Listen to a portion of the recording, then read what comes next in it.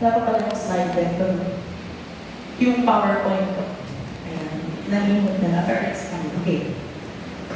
So ngayon, ang ating main verse. Ayan. Iba na yung background. May stars.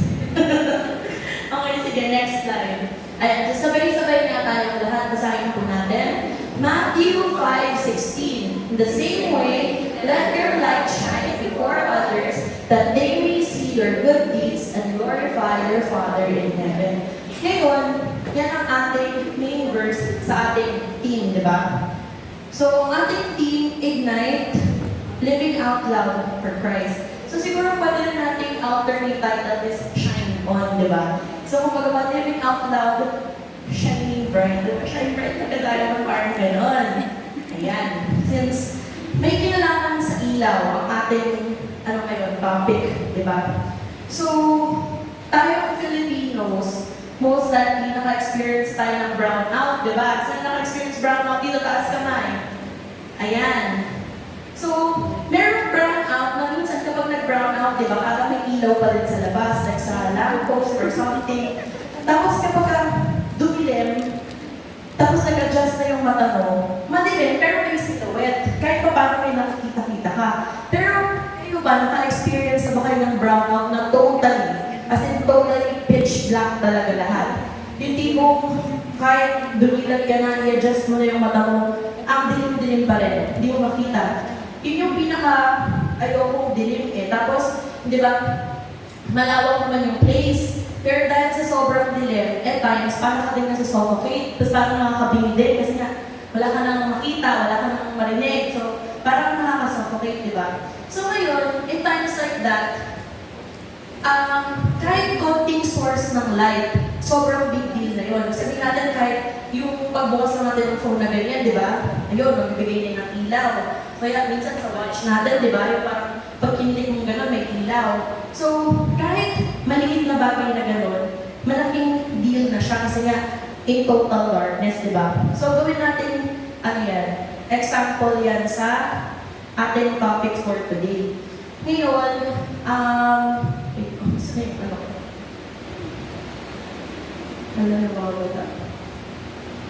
Anyway, okay lang yan. Ayan, so, sige, next slide na po tayo. Ayan, you have the light of Christ. So, sabay-sabay nga natin basahin ng John 8:12. I am the light of the world. Whoever follows me will never walk in darkness, but will have the light of life. Light of life. Nakakapagulol. Pero kung baga ba, ang sinasabi dyan, whoever follows me, sino ba ang nagsasalita dyan? The Lord, di ba? Si Yeshua Christ. Ayan. Whoever follows me will never walk in darkness, but will have the light of life. So, kayo ba na-experience pa sa buhay niyo na, di ba minsan, nade-depress kayo, or like, di ba nga, yung mga matatanda, sinasabi, malungkot ka lang, ganyan, hindi ka talaga depressed, or yung mga ganon. Pero di ba minsan nararamdaman mo yun sa sarili mo na talagang, hindi ka happy, o kaya madami kang anxiety, mga ganon. May times naman talaga yung sa buhay natin na talagang hindi tayo okay. Di ba, isipin na lang sa seasons, meron tayong, mga seasons? Summer, spring, fall, tapos winter, di ba? Hindi naman all the time summer, hindi naman all the time spring, maganda yung mga bulaklak, ganyan. Malalagas din sila, tapos mag-winter, makakalbo, ganun, di ba? Tapos even din naman sa day and night, hindi naman lagi 24/7 day, 24/7 night, di ba? Umiikot din siya. So, kumbaga ba ganun din ang life natin? Parang phases of the moon, di ba? Iba-iba din ang mga cycle yan. So, meron talagang times up tayo, meron times down tayo. Pero since sabi nga, nasa Lord ka na, di ba? Since meron kang Lord sa buhay mo, sabi niya, I am the light of the world. Di ba? So kung ba tayo ba, sa physical world na to, saan tayo kukuha ng light? Malaki yun.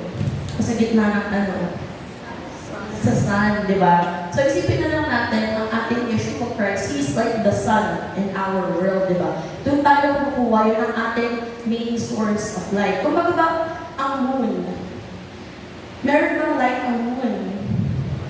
Meron? Sa kanya magaling yan or nag-reflect lang siya? Nag-reflect. Tama. Ayun na siya. Tagal na lang hindi nagsascience. Pero ayan. So, di ba, ang moon, it is a satellite. So, in itself, wala talaga siyang light. Pero kung kumbaga ba, it reflects the light from the sun. So, ayan. Kaya paggabi, gumagano siya. So, siguro tayo, let us be the moon, di ba? Ang Lord, ang ating sun. Doon tayo kumuha ng light. So, ngayon, let us be the light unto others. So, ayun nga, di ba, sabi, whoever follows me will never walk in darkness, but will have the light of life. So, kumbaga ba, pag Christian ka naman kasi, hindi naman pinapromise yun na magiging madali buhay mo, magiging madaan, magiging sinabi ko may madali, magaan ka lang. Hindi ganun. Kumbaga ba, ang sinasabi lang, kahit mag-walk ka sa darkness, meron kang light, meron kang makuha kang light dahil sa Lord. Siya ang ating source ng light. Ngayon, di ba nga ang team natin, ignite. Ano yun? Living out loud for Christ. Ayan. So, sabi nga natin, di ba, gagawin natin shine bright ka tayo naman. Ayun. Kung baga ba, magsha-shine tayo. So, di ba, nakuha na natin yung source. Ngayon, it's time to give the light to other people naman, di ba? So, sige, next slide. Ayan. The world needs your light. So, ayan. Sabay-sabay nga natin basahin ng Philippians 2:5. Then you will shine among them like stars in the sky as you hold firmly to the word of life. So, katulad na nga lang din ng moon, and ayan nga, yung stars, di ba? Kumbaga ba, they get their light, pero they shine unto others. So, di ba tayo sa, sa night sky, minsan ang dilim-dilim, pero pag may stars, ang ganda, di ba? So, ayun. Lalo na ngayon, di ba, the world is so dark and dreary na, parang, magkakaroon ba ng World War III? Huwag naman sana, di ba? So, huwag naman gano'n. Tapos, huwag na natin isipin yung World War III, like, in our daily lives na lang, di ba, ang daming nangyayari. Like, parang, ang mahal na ng mga bilihin, yung traffic, grabe, tapos uulan pa. Parang konting ulan, instant traffic, just add water, di ba? Parang, mga gano'n ang hirap, or like, sa mga pinagdadaanan ninyo, sa school, sa work, di ba? Ang daming, kumbaga ba, ang daming nangangailangan ng light during this time. So, di ba nga sa establish na natin na tayo Christians, we have light naman kasi nakakuha tayo ng light sa Lord, di ba? So, it's time to give other people that warmth them and that light. So, sige, next slide. Ayan, how to shine. So ako lang, sorry. Ayan. Ito yung mga ibang examples on how we can shine on other people. So, ayan, be kind even when it's hard. Don't follow the crowd. Stand up for others. Invite someone to youth group or church. Ayan. So, alam naman natin na iba-iba ang mga tao, di ba? Merong sadyang mga extroverted, merong mga introverted, merong in the middle. Pero, based on my experience kasi, lahat naman ng tao kailangan ng friend yan eh. Like kahit sabihin nila, hindi, sanay naman ako na walang friend, sanay akong independent girl, boss, gano'n. Sanay akong kahit walang kasama, carry ko yan. Pero hindi eh. Each and every one, baka no man is an island daw. Kailangan nyo ng friend. So, sabihin natin, meron tayo, I'm sure meron kayong parang classmate or friend or kakilala na, di ba, medyo technique lang talaga sila, lagi sila nasa corner, di ba? So, ayun, baka yun pa din silang i-befriend, mag-shine kayo ng konting light sa kanila. Tapos ito din, be kind even when it's hard. Ayan, minsan di ba gusto ko talang marapak ng mga tao na nakakabusit na gano'n eh. Okay, tama ko. Ang sarap na lang ng gano'n, di ba? Pero bilang Christians kasi, ayun nga, kumbaga ba, our identity is not our identity. Kumbaga ba, hindi na natin nire-represent ang sarili natin. Sino ang nire-represent natin? Ang Lord, si Yeshua, di ba? Si Yahweh. So, ngayon, isipin mo na lang kung ang Christianity or whatever, kung nasusuot siya as a uniform, sasapakin mo ba yung kaklase mo or yung friend mo? Kasi di ba, kapag yung sariling identity mo lang, parang sige, wala ka, sige, busit ka, ganyan-ganyan. Pero kapag you know na you are identified with Christ, na ang identity mo is ang Lord, mananap pa ka ba? Mananabunod ka ba? Di ba parang, may mga working na dito, di ba? Tapos nga may mga working din lang natin. Ayan, so kami tatlo lang, hindi pala, unemployed na manager. Sinti yung mga college. Ayan, so mostly pala college. High school, junior high. Ayan, sige. So, di ba, katulad na lang ng ganito.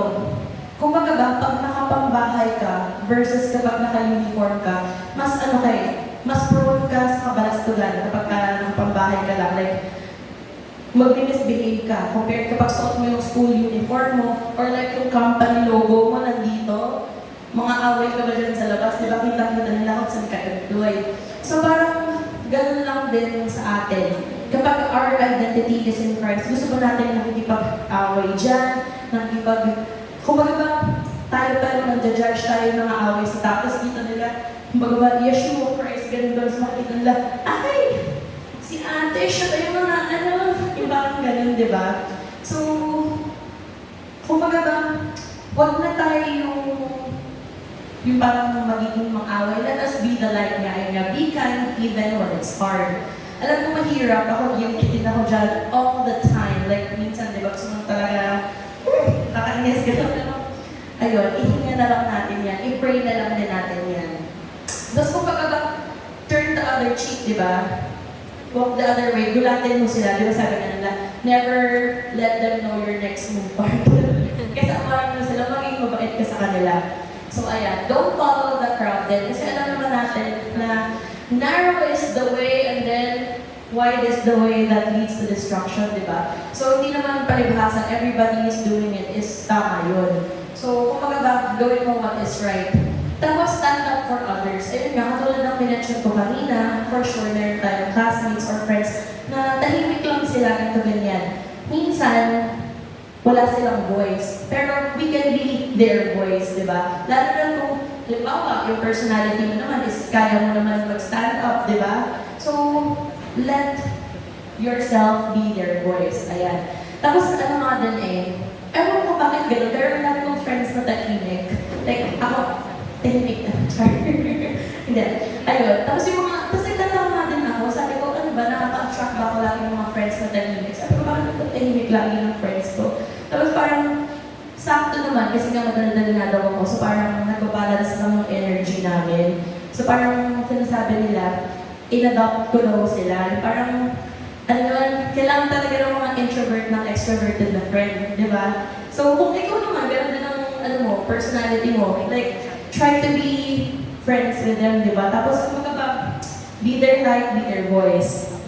Ayan, ito rin isang example. Invite someone to youth group or church. Meron namang times gusto natin mag-share ng gospel, di ba, ng word. Pero minsan, hindi natin din talaga fully ma-share. So, kung kulang ka pa sa knowledge or pwede ka mag-invite sa youth group or like church. Like, meron other people doon, madaming other adults na pwede mas mag-help, di ba? Doon sa friend mo or classmate. Ayan, so sa next slide na tayo. Ayan, shine with purpose. It's not about you. Sabay-sabay ulit tayo sa Matthew 5:16. Yan lang din yung kanina. Let your light shine so that people see your good works and glorify your Father in heaven. Ngayon, di ba nga sinabi, it's not about you. Sabi nga natin kanina, meron tayong identity and our identity is in Christ, di ba? Gusto natin, lahat ng ina-associate natin sa sarili natin is okay. Kung baga ba, lagi nyo isipin na the way you present yourself, the way you treat other people, yan ang brand mo. Di ba? Kahit hindi ka influencer or hindi ka artista or what, lahat tayo, meron tayong kanya-kanyang brand. So, kung baga ba, kahit regular people lang tayo, yun ang magiging branding mo. So ngayon, gusto mo ba na ang brand mo is mapangit? Or like, halimbawa, ma-associate ka sa something na hindi maganda.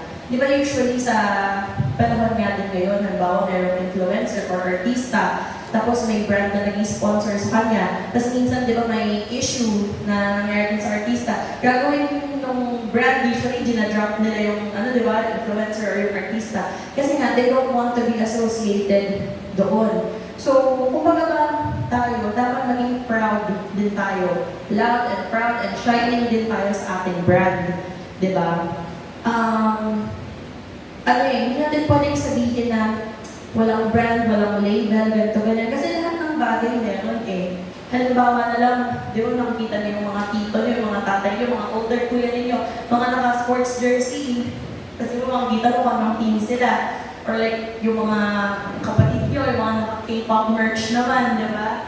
Or, ano ba, sa ating mga pop girls dyan, Brad Summer, yung mga Swiftie, yung mga, kumbaga ba minsan, kahit sa color lang, kahit sa, sabihin natin, sparkles, or kahit ano, alam na kaagad kung anong brand na, di ba? Like, ayun nga, nabanggit ko yung Brad Summer, di ba?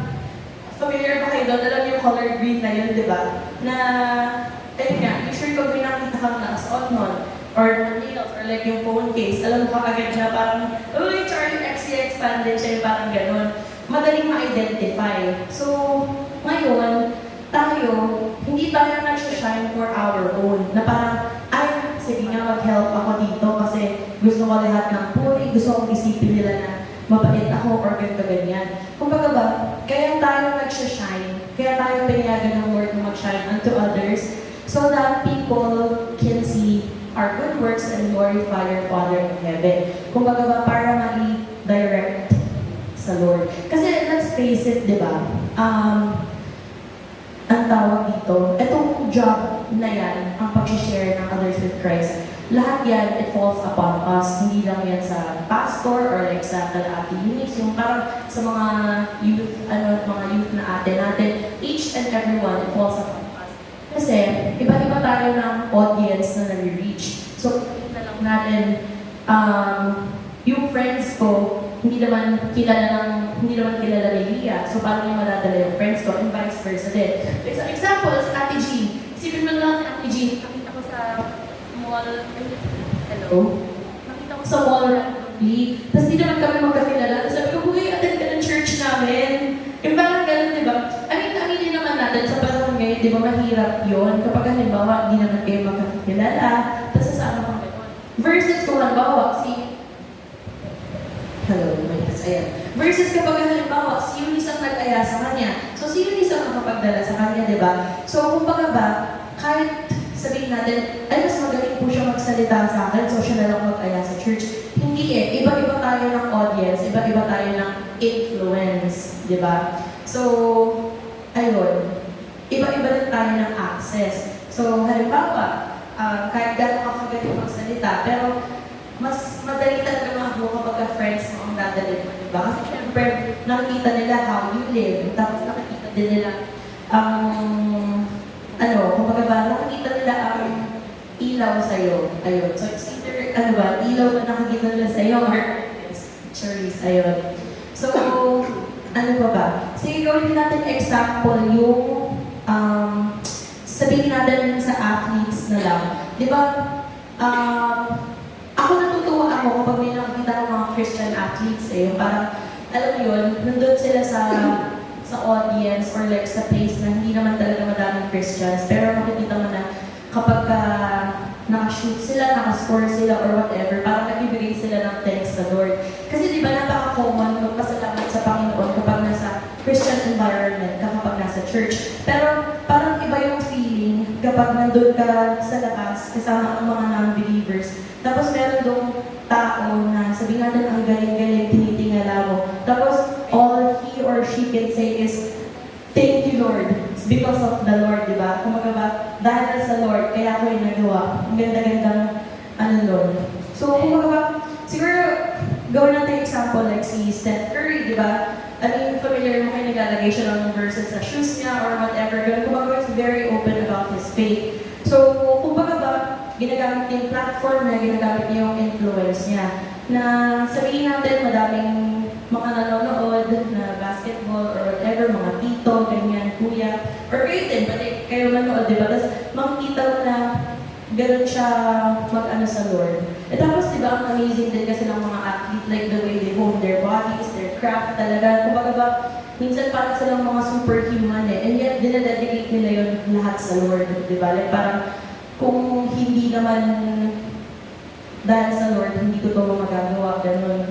So, ang galing. So, kumbaga ba kahit sa pagiging magaling mo din, ayun, nag-shine ka din ng light mo unto others. Kasi pinapakita mo na, eto ako, I have skill, ganyan, pero hindi sa akin yun, sa Lord yun. Kaya nga, di ba, ang hirap din na, sabihin natin, siguro merong other Christians na nag-struggle, whether sa school or sa work. Kasi di ba, bilang tayo mga kiniklaim natin na we have the Lord, na I can do all things through Christ who gives me strength. So bakit tayo down in the dumps, di ba? Which is, sabi nga natin earlier, it's okay. Life has seasons talaga. Minsan talaga down ka, minsan up ka. Pero pag nasa down ka, try not to stay down so long, di ba? Kasi if you need help, hindi mag-ask ka for help.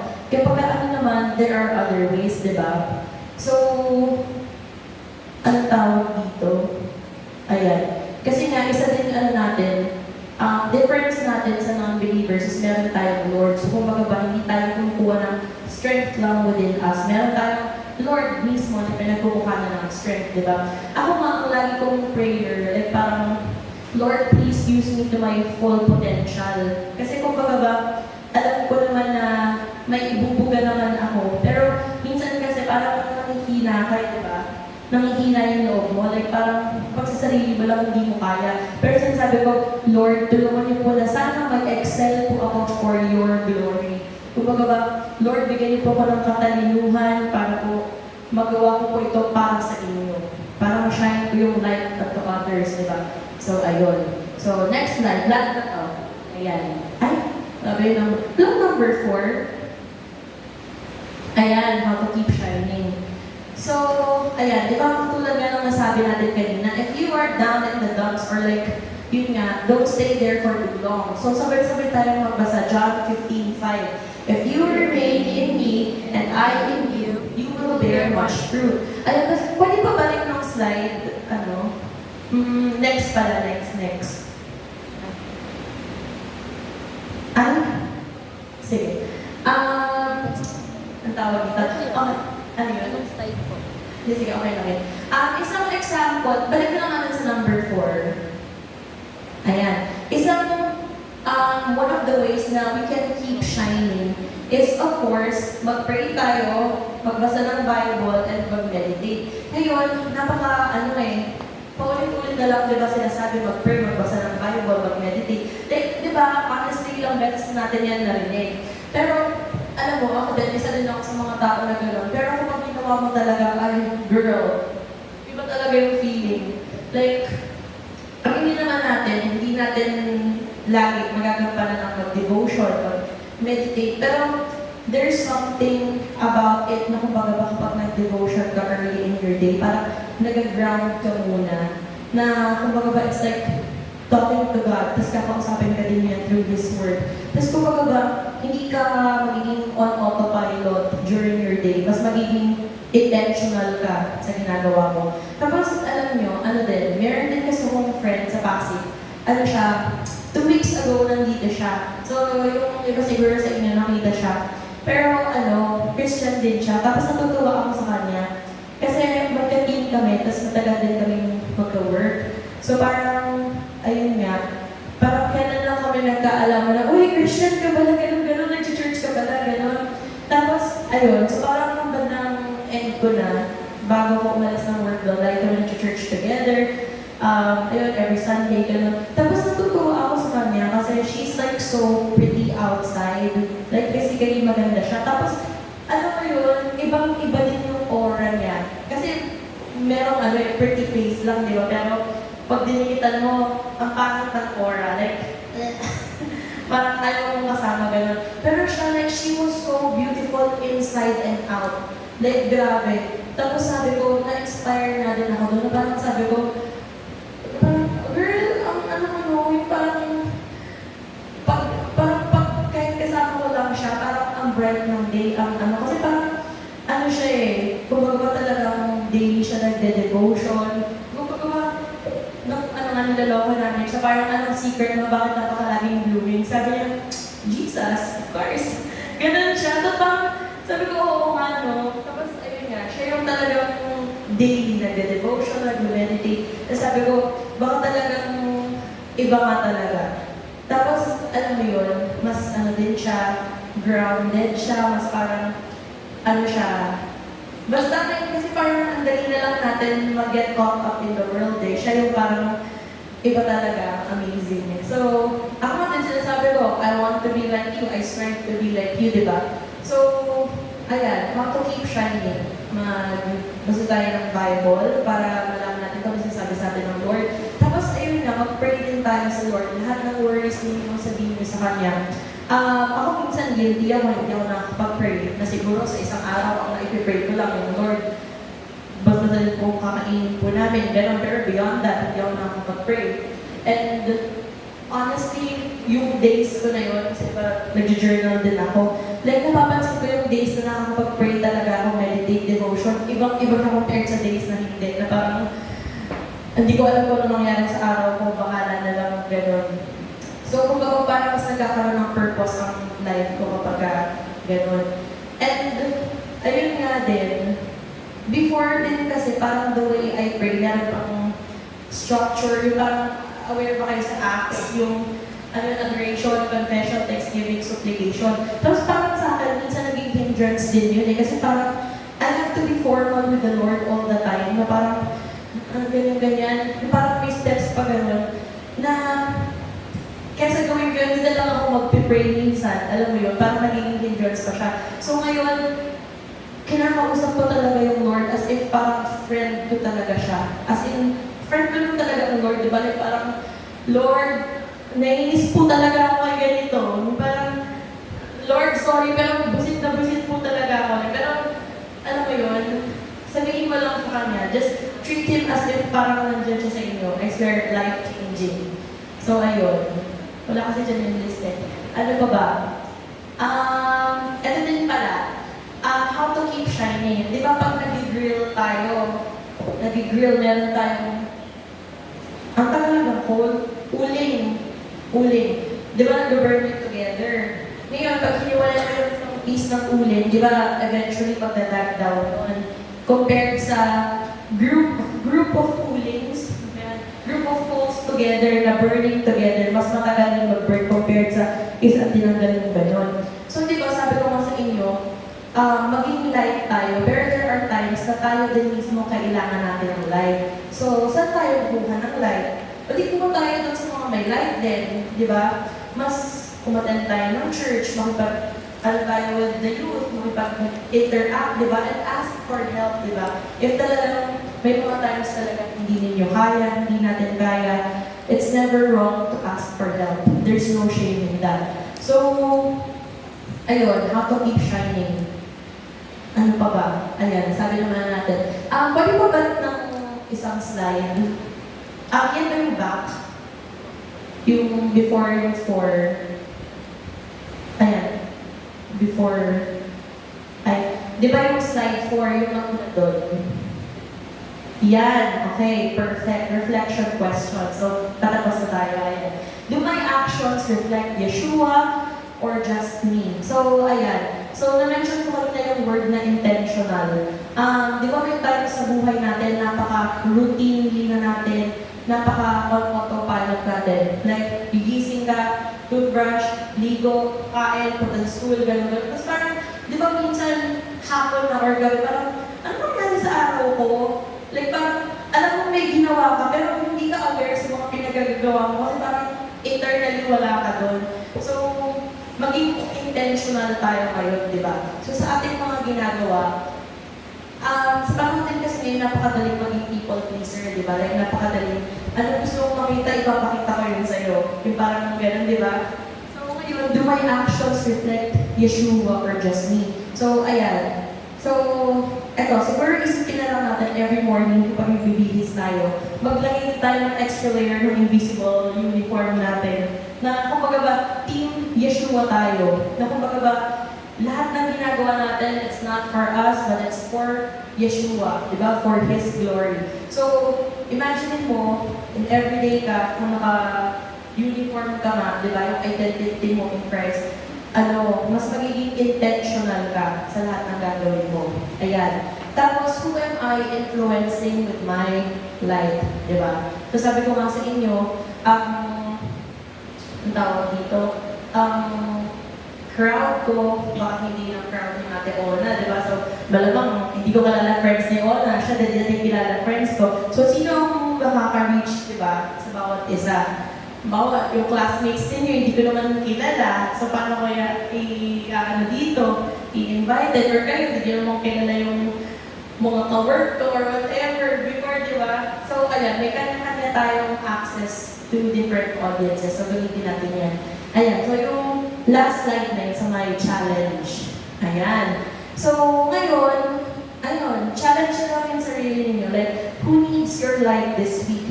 Diba? Alam mo, kahit simple smile lang. Like, mag-smile ka lang sa ibang tao. Malay mo, yun lang pala kailangan nila, diba? Minsan someone's having a bad day. Tapos, a smile from another person makes the whole difference, diba? Or like, maging kind ka sa other people, mag-check up ka sa friends mo. Yung ibang alam mong medyo sad ngayon or may pinagdadaanan, di ba? Check on them. Kaya yung sarili mo talagang i-dedicate mo na, Lord, I will do this for you. Mag-aaral po talaga ako mabuti para sa inyo. Lord, gagalingan ko po para sa inyo. Kasi gusto ko makita ng mga ibang tao kayo through me. Parang ganun, di ba? So, ayan. Shine boldly, shine for Yeshua. So, parang yan na ang ating equivalent of living loudly. Kumbaga ba, shine boldly. So, ayun. Oo nga pala, meron akong ano dito. Ayan. Alam niyo ba kung ano to?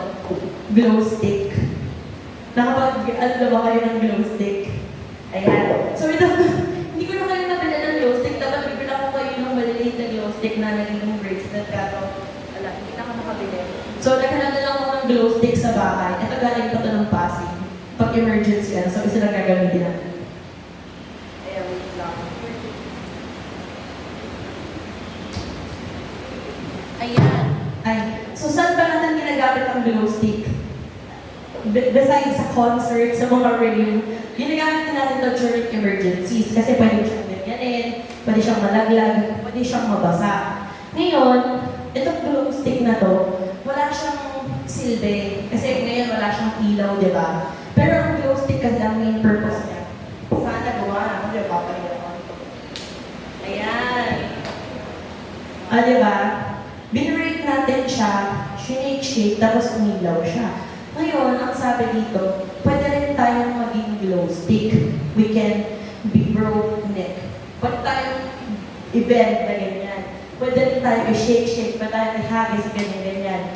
Pero kahit ganon, umiilaw pa din tayo. So, kumbaga ba, let us be glow sticks. We bend, pero we do not break, di ba? Tapos, isipin nyo kung kailan mo ba siya binend, kung kailan mo siya ginanon, doon siya umilaw.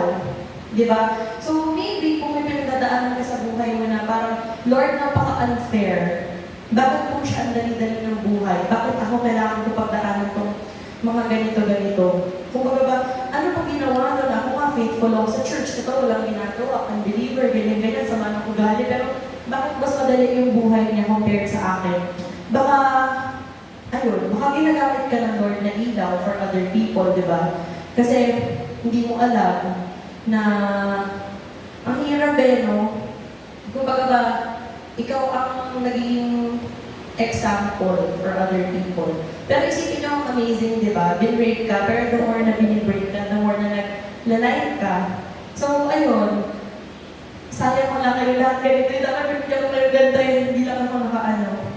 Pero, ayun nga, tandaan na lang natin, I am the light, di ba? I am the light. So, basahin na ulit natin yung Matthew 5:16. Okay, sabay ulit tayo na. Namnamin natin ang bawat words. Ayan. In the same way, let your light shine before others that they may see your good deeds and glorify your Father in heaven. So, ayun lang. Let us be glow sticks. Ay, alam niyo, naalala ko before, si Kuya Joseph, yung tatay nila Joshua, parang kasi dati madami kami nakuha ang glow sticks. Tapos parang naalala ko, pinaglalarapan dati nila Joshua. Pero sabi nga nila, ano ba purpose nito? Parang wala naman. No? Tapos si Kuya Joseph parang dinrate niya kasi nais siya. Tapos parang biglang umilaw. Tapos, okay, ganun pala yun. So, ayan. So, tumatagal ng mga 6 hours ata 8 hours. Anyway, tayo na tayong lahat and let us pray. Ayan. Nakuha naman kayo sa akin. Ayan. So, aming Panginoon, maraming salamat sa hapon po, Lord, na ibinigay niyo po sa amin. Lord,